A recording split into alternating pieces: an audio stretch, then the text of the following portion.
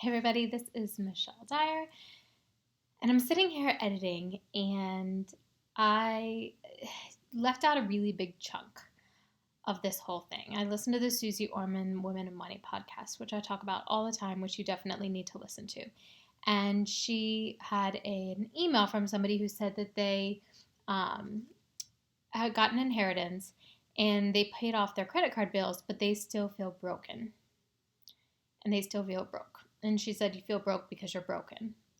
So I just want to say, financially, in life, we do the best with what we've been given. And you pick up a lot of habits, 0 through 18. And some of those habits are financial habits. I mean, I know now I'm like, oh my gosh, I can't believe I do that. My mom does that. Yeah, but think about what you're picking up financially too. So did you struggle growing up? Did you hear your parents fighting about money? Were you just given everything and you never had to pay for anything or think about money at all?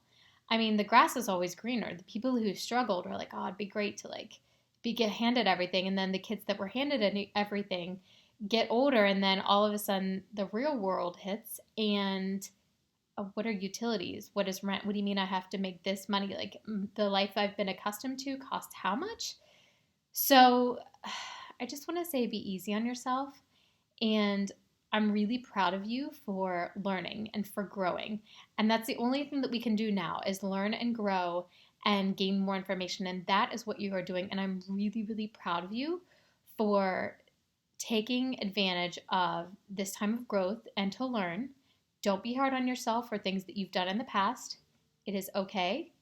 Be mature. Take what you are learning and move on.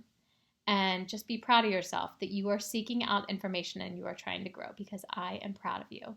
So we've all had financial habits. We all have things. It's like eating, right? Like we all, oh, this is the other thing. When I had an interview with Clayton Howe, and he was talking about how people would buy things to fulfill something within them. And it's not really about money. And it's the same thing with eating too, right? Like I would eat to celebrate, or I would eat when I was upset about something.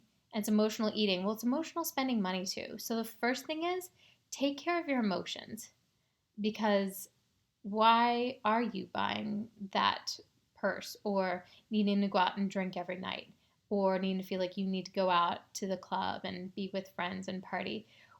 And spend all that money? Do you really need to go to the VIP section and buy that while you're on your Broadway contract? Maybe once to celebrate, yes. But you don't need to do that every weekend. That should be the time when you are saving money and stocking away those acorns. So think about why you're spending money on what you are. What can you help yourself deal with emotionally, and what does that do for you that you can take care of in another way and not get into debt doing it? Same with food. I know I deal with it.